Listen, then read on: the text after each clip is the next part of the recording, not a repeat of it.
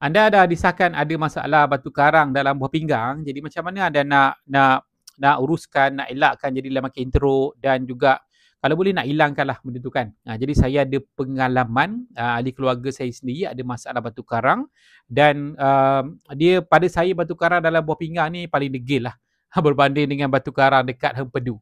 Kan, tapi dengan pengambilan yang betul, teknik betul, produk yang betul, alhamdulillah ada pelanggan saya yang memang 2 bulan doktor sahkan dia memang bebas dan tak payah nak follow up lagi. Dia siap bagi tahu teruskan je. Apa yang you makan sekarang ni you teruskan je. Sebab kita nak elak lah kan daripada benda tu berulang. Jadi cara ni simple saja. Sebelum apa-apa pun belum subscribe, follow saya, sila subscribe dan follow dan komen dekat bawah saya dah subscribe. Baik, ada beberapa produk suplemen yang saya cadangkan yang anda boleh amal dengan baik dan produk-produk ni boleh dapatkan daripada saya sebab kita dah pilih the best quality, the best penyerapan dan paling selamat dengan steady